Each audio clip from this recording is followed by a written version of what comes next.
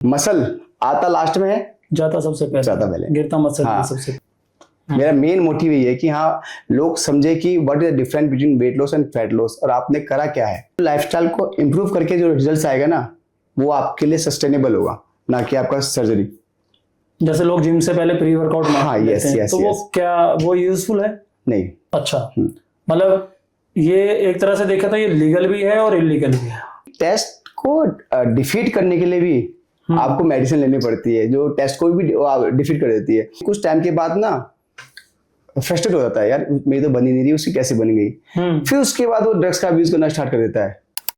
और आजकल तो इंडिया में ऐसा है कि वो इतना कार्ब्स खाने के बाद गुड़ खाते हैं, अब उनका इंसुलिन इतना स्पाइक हो जाएगा कि वो इन फ्यूचर डायबिटिक होने के बहुत चांसेस है। उसने 220 किलो मारा है सपोज, तो मैं भी 220 किलो मारूंगा। अरे भाई वो 220 किलो मारा है उसने, वो देखो ना कहां पर है। नमस्कार दोस्तों, स्पोर्ट्स पे चर्चा में आपका स्वागत है। जैसा कि हम हर बार आपके लिए कोई ना कोई एक नया कोच या नया खिलाड़ी लेके आते हैं, आज हमारे बीच मौजूद हैं स्ट्रेंथ एंड ट्रेनिंग के कोच मिस्टर नंदन सिंह। आइए उनका स्वागत करते हैं। तो नंदन जी, कैसे हैं आप? बढ़िया बढ़िया। तो मैं आपसे ये जानना चाहता हूँ, जैसे मैंने आपके बारे में सुना कि आपने 10 से 12 साल फिटनेस इंडस्ट्री को हाँ जी। तो फिटनेस इंडस्ट्री से पहले आपका क्या स्पोर्ट्स था जिससे आप अट्रैक्ट होकर फिटनेस की तरफ आए, या ऐसा क्या आपके साथ हुआ कि जिससे आप फिटनेस इंडस्ट्री आपको इतनी पसंद आई? हाँ जी, इससे पहले मैं रेसलिंग करता था। तो रेसलिंग मेरा ऐसे स्टार्ट हुआ कि मेरा फिटनेस से बहुत ज़्यादा लगाव था, तो घर वाले ने बोला कुछ ऐसा एक स्पोर्ट्स ले ले जिससे कि तेरा कैरियर बन जाए। जैसे उस टाइम पे इतनी अवेयरनेस नहीं थी, तो रेसलिंग मेरे को अच्छा लगा, तो मैंने रेसलिंग को स्पोर्ट्स बना लिया। लेकिन रेसलिंग में उस टाइम में इतनी नॉलेज नहीं थी कि कितना खाना है, कैसे खाना है, प्रॉपर न्यूट्रिशन कैसे करना है। बस ये लगा लो कि खाना करना है, पर खाना क्या है और कैसे करना है, कितनी स्ट्रेंथ बढ़ानी है। तो वो करते करते आई पुट माई वेट, मतलब ऑन एन एवरेज 90 से ऊपर वेट हो गया। 90 से ऊपर वेट हो गया तो मैं बहुत ज़्यादा हैवी दिखने लग गया। और हैवी दिखने लग गया तो फिर ऐसा होता है ना, कहीं बाहर जाओ और आपको कोई देखे, और मेरी एज अभी इतनी नहीं है और कोई अंकल बोल दे तो एक बैक किक मारती है। बैक किक, यार अंकल बोल दिया इसने मेरे को, लेकिन एज तो मेरी कुछ है ही नहीं। तो एक बैक किक मेरे को वहां लगी कि यार अंकल बोल रहा है, यार तो थोड़ा वो है। तो मैंने अपनी फिटनेस में काम करना स्टार्ट कर दिया। मैंने रेसलिंग छोड़ के फिटनेस में शिफ्ट हो गया। तो फिटनेस में शिफ्ट होते ही मैंने काफ़ी उतार चढ़ाव देखे हैं कि मुझे स्टार्टिंग में इतना नॉलेज नहीं था। तो I gain some knowledge, certification करा, वर्कशॉप अटेंड करे, फिर मैंने सर्टिफिकेशन जो करा उसकी नॉलेज अपने ऊपर अप्लाई करी, तो मैं थोड़ा फिट दिखने लग गया। फिर फिट दिखते हो ना तो लोग आपकी तारीफ करते हैं। बिल्कुल सही बात, कहते हैं यार आप तो बहुत फिट लग रहे हो, कैसे करा, क्या करा। तो मेरा मोटिवेशन ही वो था कि हाँ बंदे ने ऐसा कहा है, आप फिट लग रहे हो। तो फिर मैं उसको और अचीव करने लग गया, और अचीव उसके पीछे भाग गया। भागने के चक्कर में ये मेरा प्रोफेशन ही बन गया। तो इसके लिए आपने कौन कौन सी सर्टिफिकेशंस करी? लाइक आई डन, मैंने K11 करा, जो उस टाइम का one of the best course था, जिसकी फीस भी 1 लाख के अप्रॉक्स थी। आजकल लोगों में ये मिथ है कि लोग कहते हैं ट्रेनर है तो मतलब ऐसे ही जस्ट यूट्यूब से 1-2 एक्सरसाइज देखी होंगी और ट्रेनर बन गया होगा। तो उसके पीछे कितने कोर्स करे हैं मैंने, तो आई नो दैट कि हाँ मैंने कितना पढ़ाई करा है उसके पीछे। तो ये अवेयरनेस भी अभी मार्केट में नहीं है रिगार्डिंग टू दैट। और मैंने CPR करा है, AED करा है, एस करा है, NSCA होता है आपका स्पोर्ट्स के रिगार्डिंग होता है, वो करा है। फिर मैंने हाइरोक्स का भी कंपटीशन का वो करा है, पिलाटेस का करा है, बॉडी बिल्डिंग का करा है। तो मैंने बहुत सारे कोर्स करे हैं। तो जो पिलाटेस है वो तो जुम्बा से रिलेटेड नहीं है सर? नहीं, पिलाटेस जनरली ये लॉन्च हुआ था 20th सेंचुरी में। जो इसको लॉन्च करने वाले थे जोसेफ पिलाटे ने ये इसलिए लॉन्च करा था, उस टाइम वर्ल्ड वार था। अच्छा, जर्मन था, जोसेफ पिलाटे जर्मन था। हाँ। तो वर्ल्ड वार के ड्यूरिंग सैनिक इंजर्ड हो रहे थे, तो मेन पर्पस पिलाटेस का था रिहैब करना और बॉडी की फ्लेक्सिबिलिटी को बढ़ाना, इंप्रूव करना बॉडी की फ्लेक्सिबिलिटी। क्योंकि मान लो आप लड़ने जा रहे हो, जैसा स्पोर्ट्स है, कोई भी स्पोर्ट्स है, अगर कोई भी स्पोर्ट्स में आपकी बॉडी फ्लेक्सिबिलिटी नहीं होगी तो आप परफॉर्म नहीं कर पाओगे, परफॉर्मेंस डाउन हो जाएगी। तो अगर हमारे जितने भी आर्मी वाले हैं उस टाइम के, अगर उनकी बॉडी में फ्लेक्सिबिलिटी नहीं होती तो लड़ते कैसे? तो उसकी फ्लेक्सिबिलिटी को इंक्रीज करने के लिए जोसेफ पिलाटेस ने ये कॉन्सेप्ट लॉन्च करा। जोसेफ पिलाटेस भी डिसेबल थे।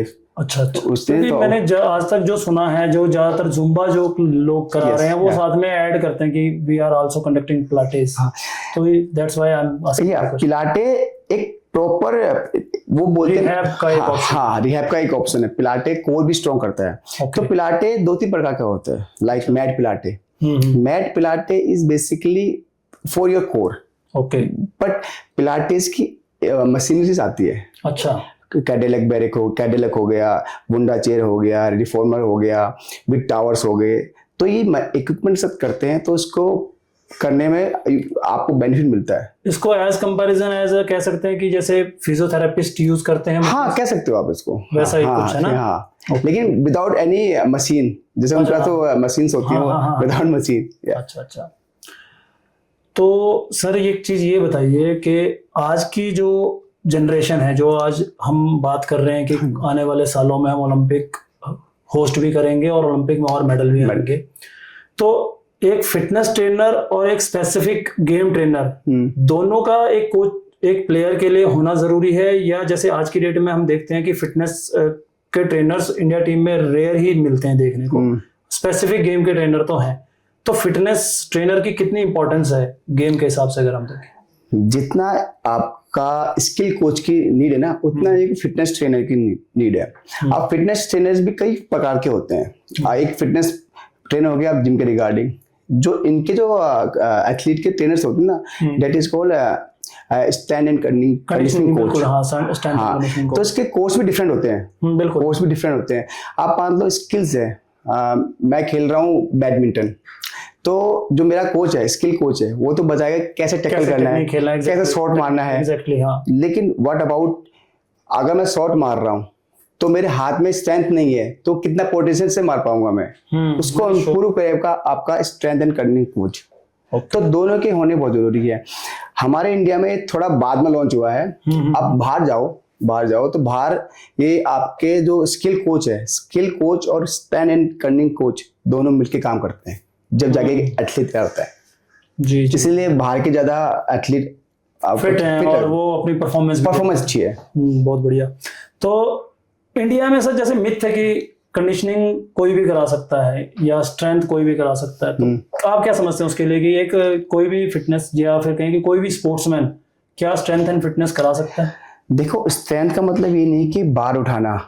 स्ट्रेंथ एंड कंडीशनिंग मतलब डिफरेंट है। मतलब मान लो मैं रनिंग कर रहा हूँ, तो रनिंग करने के लिए मुझे मेरी लोअर बॉडी में स्ट्रेंथ होनी चाहिए। तो मैं कौन सी मूवमेंट करूंगा, एक्सप्लोजिव मूवमेंट, एजिलिटी करूंगा, तो वो मूवमेंट डिफरेंट होती है। तो इसका कोर्स लिए डिफरेंट होता है, ट्रेनिंग का डिफरेंट होता है, इसका डिफरेंट होता है। तो ये डिफरेंट कोर्स के अकॉर्डिंग अलग अलग कस्टमाइजेशन होता है ट्रेनिंग के अकॉर्डिंग। ओके, यानी हर गेम के हिसाब से अलग अलग आपका स्ट्रेंथ एंड कंडीशनिंग डिपेंड करती है। यस। तो स्ट्रेंथ एंड कंडीशनिंग के साथ न्यूट्रिशन का कितना बड़ा रोल है?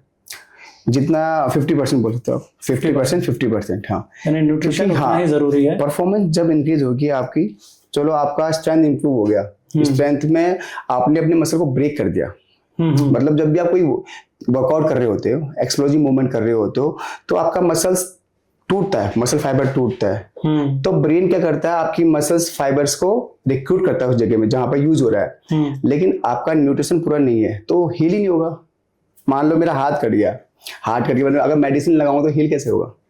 ओके। तो वो मसल्स के लिए मेडिसिन है न्यूट्रिशन। ओके। तो क्या ये कहना ठीक होगा सर कि जो एक प्लेयर इंजरी के ड्यूरेशन में होता है तो उसके लिए भी स्ट्रेंथ और कंडीशनिंग जरूरी है? सबसे पहले न्यूट्रिशन। हाँ, न्यूट्रिशन तो जरूरी है। उसके पहले एक और वर्ड आएगा, रिहैब।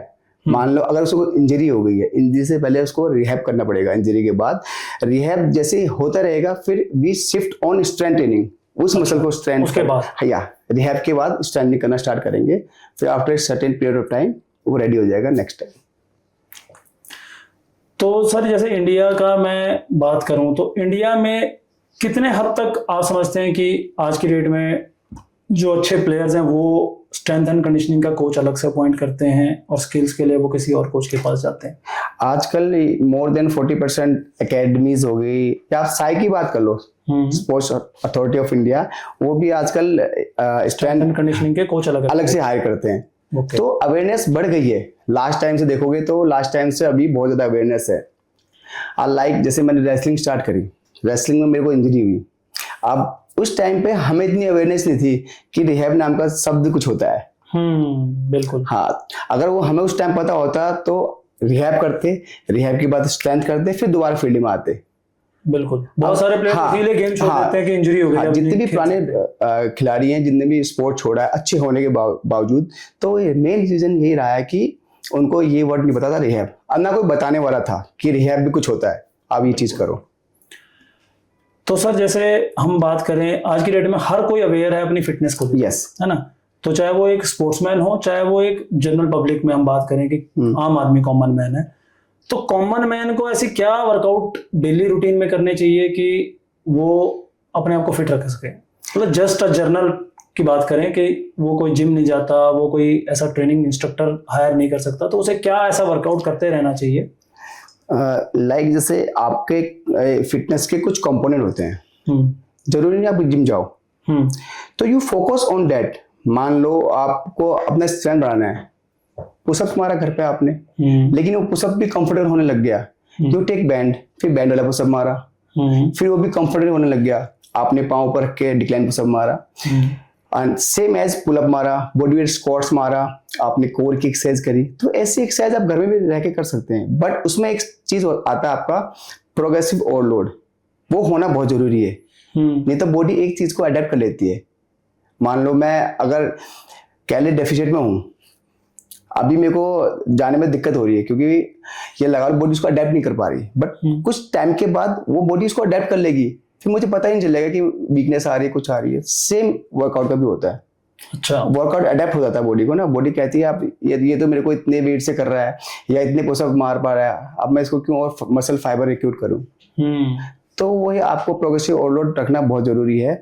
वो आप बैंड्स ले सकते हो, रेजिस्टेंस बैंड मार्केट में अवेलेबल है, या टेक सम डंबल्स, प्लेट्स। तो सर एक पर्सनल सवाल, आप फिटनेस ट्रेनर हैं, ऑनलाइन फिटनेस ट्रेनिंग में और ऑफलाइन फिटनेस ट्रेनिंग में क्या डिफरेंस है? आजकल लोग बहुत ऑनलाइन ट्रेनिंग को प्रेफर कर रहे हैं। अब दो चीजें है, like I am a personal trainer, मेरे पास कोई ट्रेनिंग लेने आता है तो मुझसे सबसे पहले सवाल होता है कि आपको ट्रेनिंग क्यों चाहिए, आप मतलब ट्रेनर को क्या समझते हो, मतलब आपके उसमें क्या ट्रेनर का मतलब क्या है। तो दे आर स्पीचलेस, वो कुछ बोल नहीं पाते, वो बोलते हैं सर वेट लिफ्ट करवाएंगे, सर ये करवाएंगे। एक बहुत मेन इंपॉर्टेंट वर्ड होता है to push your limit. Exactly. अब मान लो मैं वर्कआउट कर रहा हूँ, ठीक है, मैं कुछ भी कर रहा हूँ, वर्कआउट हो गया, कोई स्पोर्ट्स खेल रहा हूँ, मेरा माइंड क्या करेगा, उस चीज को ब्लॉक करेगा।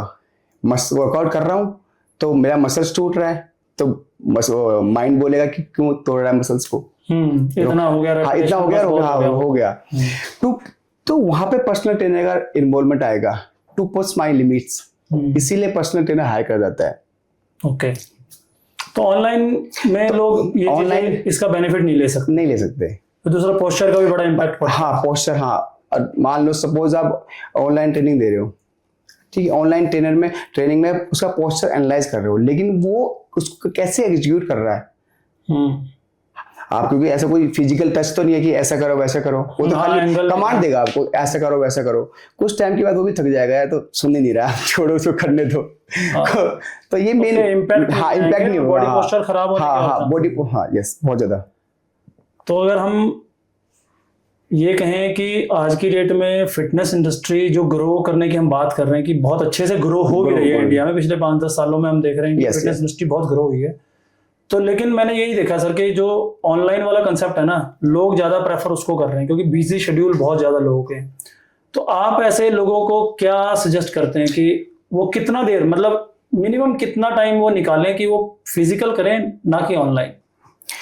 एटलीस्ट कम से कम 1 आवर। अब इसमें ये होता है ना कि मान लो आप ऑनलाइन कर रहे हो, ऑनलाइन के आपको मैंने साइड इफेक्ट बता दिए। अब दूसरा साइड इफेक्ट ये है ऑनलाइन का, लोगों में अवेयरनेस नहीं है। अवेयरनेस इन द सेंस, अब मेरे पास जिम में बंदे आते हैं, बोलना सर हमें वेट लॉस करना है, तो फिर मैं उनको रिकरेक्ट करता हूँ, क्योंकि आपकी बॉडी में 5 जो वेट होता है, muscles, organs, fat, water and bones. मैं बोन्स को कम नहीं कर सकता, ना मैं ऑर्गन्स को कम कर सकता हूँ। मसल्स कम करोगे तो मसल लिंक करता है आपके बोन से, बोन डेंसिटी वीक हो जाएगी। बिल्कुल। तो I work on my water and fat. तो इसमें वेट लॉस और फैट लॉस में डिफरेंस नहीं पता है लोगों का थोड़ा वेट ड्रॉप होता है, लोग वेरी हैप्पी कि हाँ मेरा वेट ड्रॉप हो रहा है, बट वो वेट ड्रॉप कहाँ से हो रहा है? मसल्स से ड्रॉप होता है प्राइमरी फेज में, अगर आप proper nutrition, proper workout, progressive overload, rest, तो वो आपका मसल जा रहा है। आपने सुना भी होगा फैट बहुत जिद्दी होता है। बिल्कुल, एग्जैक्टली। फैट बहुत जिद्दी होता है। फैट आता पहले है, जाता लास्ट में है। बिल्कुल। मसल आता लास्ट में है, जाता सबसे पहले, गिरता मसल सबसे पहले। तो मुझे ये कॉन्सेप्ट की अवेयरनेस हर एक बंदे को देनी होती है। मेरा मेन मोटिव यही है कि हाँ लोग समझे कि what is the difference between weight loss and fat loss, और आपने करा क्या है। बहुत अच्छी बात है। अच्छा सर, जैसे कि ना आफ्टर कोविड हमारा इंडिया ओबेसिटी में बहुत आगे आ गया। आजकल के छोटे छोटे बच्चे भी बहुत हेल्थी हो गए, मतलब अपने ओवरवेट से ज्यादा ओवरवेट वो लेके चल रहे हैं, उनकी आईसाइट्स वीक हो रही हैं, वो ग्राउंड नहीं जाते हैं वो। तो ऐसे बच्चों का हमें किन एक्टिविटीज में इंगेज उन्हें करना चाहिए जिससे कि उन पे थकावट या ऐसा प्रेशर भी ना, क्योंकि उनके ऊपर स्टडी का भी बड़ा प्रेशर रहता है। और तो उनको कैसे हम इंगेज करें कि किन एक्टिविटीज में वो आए, पार्टिसिपेट कर सकें। आप अपने जिम में भी ऐसी कुछ एक्टिविटीज रखते होंगे जिससे बच्चे इंगेज हों या अट्रैक्ट हों। सबसे पहला क्वेश्चन तो यही है, बच्चे को अट्रैक्ट करके ग्राउंड तक लाना। तो उनके लिए आप क्या करते हैं? इसके लिए मैं आपको अपना ही बेस्ट एग्जांपल दूंगा। मेरा लड़का 7 साल का है। 7 साल का है, जूडो खेलता है, वो टाइकोंडो खेलता है। तो जब उसका कोच को देखता है ना, बोलता सर फ्लेक्सिबिलिटी, वो इतना डीप स्क्वाट मार देता है मेरे ख्याल से कि कोई मारता ही नहीं होगा पूरे उसमें। तो फिटनेस के ऊपर ध्यान दो बच्चों की। आजकल क्या होता है कि बच्चे लैपटॉप, फोन यहीं तक सीमित है। उनको ही नहीं पता कि ये आगे जाके उनके लिए बहुत हार्मफुल है। तो इन चीजों पर ध्यान दो कि एक स्पोर्ट्स दे दो बच्चे को। एक स्पोर्ट्स देना बहुत जरूरी है, चाहे वो सेल्फ डिफेंस वाला स्पोर्ट्स हो, चाहे वो कोई आपका क्रिकेट हो, बॉक्सिंग हो, जिससे कि उसका इंटरेस्ट जगे, एंगेजमेंट बढ़े और इन फ्यूचर वो उसको भी अपना कैरियर बनाए। आजकल स्पोर्ट्स को सब्सिडी लेते हैं लोग। ये तो बहुत पहले से चलता है। सब्सिडी लेते हैं, कोई प्राइमरी नहीं लेता, सब्सिडी भी नहीं बोल सकते आप, सही बैकवर्ड लेता है कि हाँ यार ये तो जस्ट ऐसे खेल रहा है, just a part of entertainment के लिए हम लोग स्पोर्ट्स एंगेज करते हैं। तो जो आज की जनरेशन है, जो जिनका मेन फोकस सिर्फ यही है कि मैं वेट लूज कर लूं, फीमेल्स का बड़ा ज्यादा रहता है। फीमेल का बात है। और अभी हमने रिसेंटली थोड़े दिन पहले एक न्यूज भी सुनी कि किसी ने सर्जरी करवाई, है ना, लिपोसक्शन।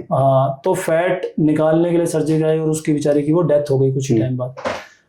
तो कहाँ, किस हद तक आप ये समझते हैं कि सर्जरी एक ऑप्शनल होना चाहिए या नहीं होना चाहिए? नहीं, ये ऑप्शन नहीं होना चाहिए। क्योंकि मान लो चलो ठीक है, आपने करवा ली सर्जरी, आफ्टर डेथ आपने लाइफस्टाइल तो चेंज नहीं करी है। फैट का सेल्स तो बढ़ेगा, दोबारा फैट आएगा। अब सबसे पहले अपनी लाइफस्टाइल को इम्प्रूव करो आप। और जो लाइफस्टाइल को इम्प्रूव करके जो रिजल्ट आएगा ना, वो आपके लिए सस्टेनेबल होगा, ना कि आपका सर्जरी। तो सर जैसे कि बहुत सारे ना ऐसे प्रोडक्ट्स भी मार्केट में आ रहे हैं फैट लूज के, वेट बर्न के ना, तो आप उनको कितना कंसिडर करते हैं? मैं इनको कंसिडर नहीं करता, क्योंकि जितने भी आपके फैट बर्निंग एजेंट्स होते हैं वो क्या करते हैं, आपकी बॉडी में थर्मोजेनेटिक इफेक्ट प्रोड्यूस कर देते हैं, जिससे कि आपकी बॉडी का हार्ट बीट इरेगुलर होता है, अरिथमा टाइप का हो जाता है, जो आपके लिए लॉन्ग टर्म साइड इफेक्ट हो सकता है। जैसे लोग जिम से पहले प्री वर्कआउट लेते हैं, तो वो क्या वो यूजफुल है? नहीं, you can take coffee, coffee ले सकते हो आप। Coffee is a good source of pre-workout, लेकिन don't go for high caffeine product जो लोग लेते हैं। आप मान लो, मैंने एक जिम पे गया था बहुत पहले, वर्कआउट करने गया था, तो वहां पे एक बंदा कोलैप्स हो गया। तो बाद में पता चला कि उसने pre-workout पिया था, जब जाके उसका इफेक्ट हुआ है, और उस बंदे को ऑलरेडी हार्ट की प्रॉब्लम थी। और सजेस्ट किसने करा कि भैया ताकत नहीं आ रही, क्या लूं? तो उसने ऐसे, वो होता ना कि जिम पे एक दूसरे को देख के अटैक हो जाते हैं कि भैया आप क्या ले रहे हो, तो उसने बताया मैं तो ये ले रहा हूँ, तो उसने भी वो ले लिया। तो सर जैसे आपने बॉडी बिल्डिंग भी किया है, हाँ जी। बॉडी बिल्डिंग में तो मेरे ख्याल से स्टेरॉइड्स का बहुत ज्यादा बहुत, बड़ा मेजर अभी, रोल हाँ जी, रहता है। हाँ। तो आपको क्या लगता है जो लोग जिम मैं मतलब मेरा अपना पर्सनल एक्सपीरियंस है, हो सकता है मैं गलत भी हूँ, जो लोग जिम जाते हैं ना, जिम में बहुत सारे शोकेस में प्रोटीन Yes. और ये सब हाँ। लगा के रखे होते हैं, तो वो एक सेल प्रोसेस जिम ही है उसका, हाँ, yes. जो ये स्टेरॉइड्स को सबसे ज्यादा मार्केट कर हाँ, रहा है। yes. तो आपको क्या लगता है कि उनका बॉडी पे इम्पैक्ट कितना पड़ता है, या वो कितने दिन तक के लिए इम्पैक्ट होता है? अब रिजल्ट तो वो देते हैं, रिजल्ट देते हैं, हाँ, लेकिन ये उनके जो नेचुरल हार्मोन्स है ना, वो उसको या तो सेट कर देंगे या तो उसका बहुत ही कम रेंज कर देंगे, लो रेंज में आ जाएगा। अच्छा, मतलब डिसबैलेंस हो जाएगा, डिसबैलेंस हो जाएगा, उसके साइड इफेक्ट वो मेजर साइड इफेक्ट है। और मान लो जो इसको अब्यूज करता है, कभी कभी इन सम केसेस आपके ऑर्गन्स को भी, वाइटल ऑर्गन को भी बढ़ा देता है साइज, जिसकी बहुत ज्यादा साइड इफेक्ट है। तो अगर आप प्रोफेशनल हो, लाइक आई एम प्रोफेशनल, तो प्रोफेशनल तो मुझे पता है कि मेरी लिमिट्स कितनी है। इसका कोई कोर्स भी होता है परमानेंट? हाँ जी, हाँ।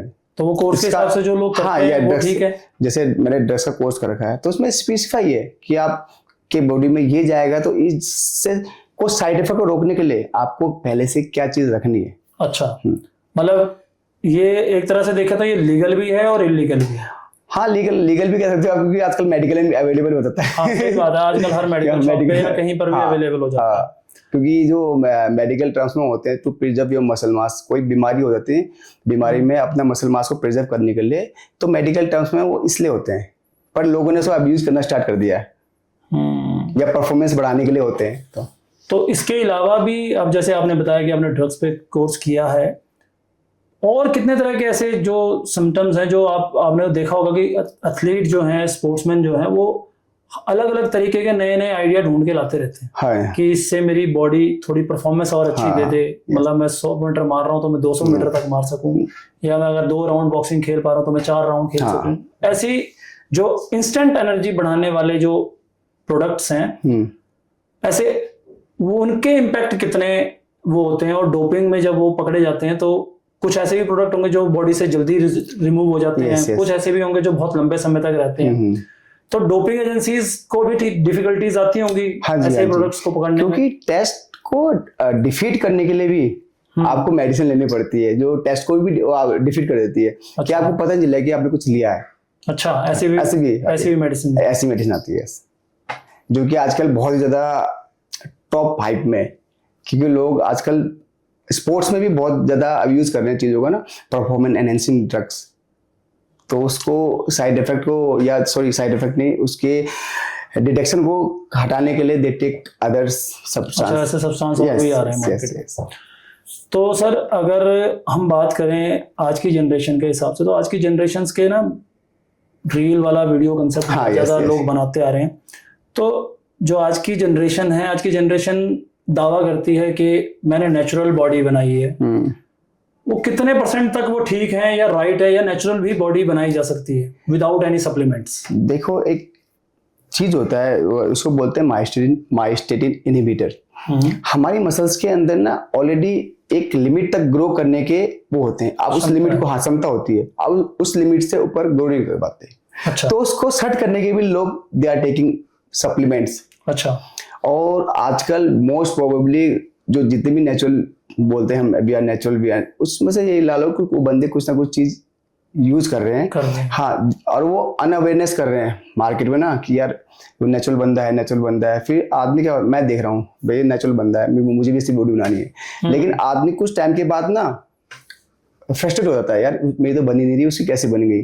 फिर उसके बाद वो ड्रग्स का अब्यूज करना स्टार्ट कर देता है कि अब तो ड्रग्स लूंगा मैं, मुझे ऐसी बॉडी बनानी है। क्योंकि आप कुछ चीज को ना मायने बिठा लोगे तो कुछ सर्टेन टाइम के बाद आपको फिर उस चीज को पाने के लिए किसी हद तक भी गुजर सकते हो। तो आजकल की पीढ़ी में ये बहुत ज्यादा चल रहा है, आज की पीढ़ी है ना।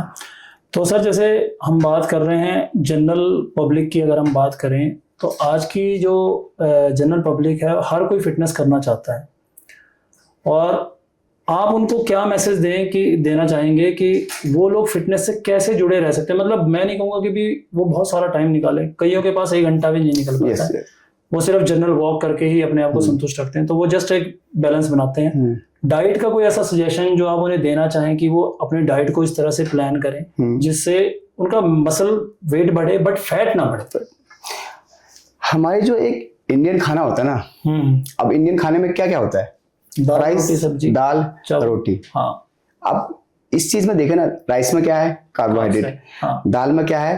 Protein, primary source of carbohydrate, second source of protein. Protein. हाँ, जब भी हम प्रोटीन तो देखते हैं ना, तो प्रोटीन का अमाइनो एसिड में कन्वर्ट होता है, तो प्रोफाइल पूरा होना चाहिए।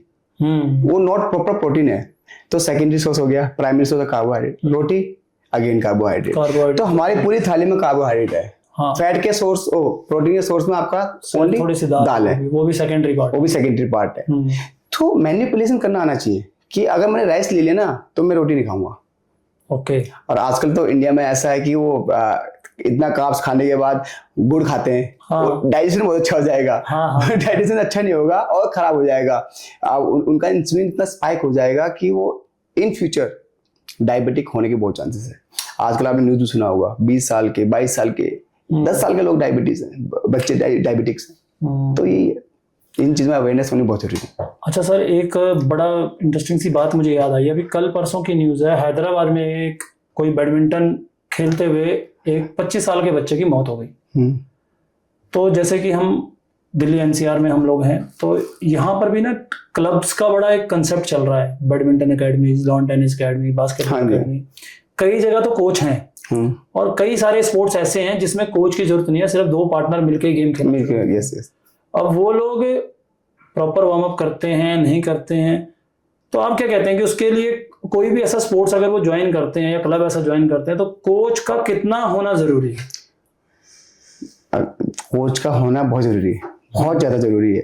क्योंकि ऐसा है ना, मान लो सपोज अगर उसके पास उस टाइम वहां पे कोच होता, वो भी सर्टिफाइड कोच होता या स्टैंडर्ड करने कोच होता, तो क्या पता उसको सीपीआर देख के ठीक कर सकता। सीपीआर कुछ टाइम तक आपका हार्ट बीट करता रहता है। बिल्कुल बिल्कुल, एग्जैक्टली। सीपीआर देता, या तो उस एकेडमी में एईडी मशीन होती जो कि उसको एट अ टाइम देके, मान लो सपोज कुछ सेकंड तक आपका दिल धड़कता रहता है। लेकिन वहां पे कोई अवेलेबल था, मैंने भी देखी वीडियो, और जस्ट कोलैप्स हो गया, गिर गया कुछ टाइम बाद। तो जो लोग अपने आप से ट्रेनिंग करना शुरू कर देते हैं, यूट्यूब देख के कह सकते हो, या लोग किसी से इंस्पायर होकर कि यार वो भी करता है, मैं भी कर रहा हूँ। कुछ लोग तो नो डाउट बहुत अच्छा रिजल्ट दे रहे हैं, उसमें भी मैंने देखा बहुत लोगों को जिन्होंने रिजल्ट दिया है, उनको कोई ट्रेनर नहीं था, लेकिन वो अपने आप अच्छी, उनको नॉलेज या कोई गाइडेंस कोई ना कोई सीनियर ने किसी ने देते रहे और वो अच्छा परफॉर्म करना शुरू कर दिया। लेकिन अभी भी 90% लोग ऐसे हैं जिनको कोई गाइड करने वाला नहीं है और वो खुद से ही लगे हुए हैं। तो उनका पोस्चर में कितने तरह के चेंज हो सकते हैं, या उनको क्या साइड इफेक्ट उसके हो सकते हैं, उसके बारे में सर कुछ बताइए। मान लो कोई मैं स्पोर्ट्स खेल रहा हूँ या कोई स्पोर्ट्स पर्सन है, उसने देख लिया किसी हाई प्रोफाइल बंदे को, विराट कोहली को देख लिया। अब विराट कोहली तो वन ऑफ द बेस्ट, अब वो ऐसा शॉट मार रहा है तो वो भी ऐसे मार रहा है। बॉडी पोस्चर, ठीक है, आपका बॉडी का क्या वो है, बॉडी कंपोजिशन, अलाइनमेंट क्या है, बॉडी कंपोजिशन क्या है, स्टेमिना कितना है, एंड्योरेंस कितना है, वो चीजें नहीं देखते। वो खाली देखते हैं कि हाँ उसने ऐसा शॉट मारा, मैं ही मारूंगा शॉट। हाँ, बस कॉपी कर रहे हैं ना। तो कॉपी मत करो, उसकी डेप्थ तक जाओ। उसको कितना टाइम लगा है चीज अचीव करने में, कितनी मेहनत करी है उसने, बिल्कुल उसको देखो। लोग खाली कॉपी करते हैं वर्कआउट, ये हमारे उसमें बहुत होता है। लोग आएंगे जिम में, रोनी कॉलमन की वीडियो देख लेंगे, उसने 220 किलो मारा है सपोज, तो मैं भी 220 किलो मारूंगा। अरे भाई वो 220 किलो मारा है उसने, वो देखो ना कहाँ पर है, मतलब सपोज कितने साल लगे हैं और कितना यूज है। अपने अकॉर्डिंग करो ना, जो आपकी बॉडी बॉडी टाइप आपकी है, उस बॉडी टाइप के अकॉर्डिंग करो, पोस्चर्स के अंडर करो, गाइडेंस के अंडर करो। तो ये बहुत ज्यादा हुआ है कि आजकल ऑनलाइन देख के लोग अपने आप को प्रो समझने लगे और कुछ ऐसी पोस्चर इम्बैलेंस हो जाता है जो कि इन फ्यूचर बहुत खराब दिक्कत होती है उससे। हाँ, लोगों को अपने राइट पोस्चर के बारे में भी नहीं पता एक्चुअली, कि लोगों को चलना कैसे चाहिए, बैठना कैसे चाहिए, या बात करते हुए क्या पोजीशन होनी चाहिए। और स्पोर्ट्स में इन चीजों का बड़ा इंपॉर्टेंट, बहुत इंपॉर्टेंट, और फुटवर्क का खेल है। हाँ, footwork, skill, agility, coordination, exactly. तो सर एक छोटा सा रैपिड फायर राउंड हम आपके साथ करना चाहते हैं। 4 से 5 क्वेश्चंस हैं। ओके। बस उसका आंसर आपको जल्द से जल्द देना with in 5 seconds. Strength training से जुड़ा एक मिथक जो आज की डेट में चल रहा है, वो क्या है? फीमेल में बहुत ज़्यादा मिथ है कि स्ट्रेंथ ट्रेनिंग करेंगे तो हमारी बॉडी बन जाएगी, मसल्स बन जाएंगे, लेकिन ये गलत है। आप स्ट्रेंथ ट्रेनिंग करोगे तो आपकी बोन डेंसिटी इंक्रीज होगी, ये साइंटिफिक स्टडी है, वो स्टडी ऑन दैट। ओके, आपकी आफ्टर वर्कआउट सबसे पसंदीदा मील क्या है? मैं लेता हूँ प्रोटीन शेक आइसोलेट, जो कि फास्ट डाइजेस्टिंग होता है, उसके साथ आई टेक 1 फ्रूट, एप्पल या बनाना, इजीली उसको मैं अवेलेबिलिटी अच्छी है इसकी। बॉडी बिल्डिंग या ऑब्स्टेकल रेसिंग, दोनों में टफ कौन सा ज़्यादा है? मैं दोनों डिफरेंट स्पोर्ट्स हैं। बॉडी बिल्डिंग की तपस्या है, क्योंकि बॉडी बिल्डिंग के दौरान आपको पानी छोड़ना पड़ता है, जब आप टैपर वीक में होते हो नमक छोड़ना पड़ता है। तो बॉडी बिल्डर जस्ट लाइक कि कुछ नहीं है, आप ऐसे भी कर दोगे ना वहीं गिर जाएगा। तो बॉडी बिल्डिंग भी तपस्या है। Obstacle race is different, that is hybrid training, कि आपका स्ट्रेंथ कितना है, एंड्योरेंस कितना है, आपका स्किल्स कैसा है उसमें, तो दोनों के अलग अलग है। तो बहुत कौन सा ज़्यादा? दोनों डिफरेंट स्पोर्ट्स है। तो आई थिंक मैंने बॉडी बिल्डिंग करी है, ऑब्स्टिकल करी है। Body building is more tough, क्योंकि बॉडी बिल्डिंग में बहुत ज्यादा तपस्या करनी पड़ती है, लेकिन ऑब्स्टिकल इसमें ऐसा कुछ नहीं है। यू टेक फूड, एनर्जी लेके आओ, खाओ और डुक करो। ओके, जो एक नॉर्मल पब्लिक है उसको ऐसी कौन सी एक एक्सरसाइज जरूर करते रहना चाहिए बॉडी को फिट रखने के लिए? कोई भी एक एक्सरसाइज ऐसी जो उसे रेगुलर रूटीन में करते रहना चाहिए। ऐसी एक्सरसाइज हो जिसमें आपका weight, strength plus cardio HIIT हो। Like I am doing burpees में मेरा मसल्स भी इन्वॉल्व हो रहा है और मेरा हार्ट लंग्स भी इन्वॉल्व हो रहा है। तो ऐसी एक्सरसाइज करनी चाहिए जिससे कि आपका ओवरऑल बॉडी फंक्शन इंप्रूव हो। एक पुराने टाइम पे लोग करते थे सपाटे या हनुमान दंड, हनुमान दंड इज द बेस्ट। ओके, आपका अपना फिटनेस मंत्र क्या है? Eat healthy, stay off junk food, sleep proper, take nutrition और एक्सरसाइज प्रॉपरली पर डे। मैं 7 दिन एक्सरसाइज करता हूँ। तो दोस्तों, आज हमने जाना स्ट्रेंथ एंड कंडीशनिंग का कितना मेजर रोल है स्पोर्ट्स ट्रेनिंग में। ऐसी ही और चर्चाओं के लिए हमसे जुड़े रहिए। स्पोर्ट्स पे चर्चा हर रविवार शाम 4 बजे। तब तक के लिए धन्यवाद। जय हिंद।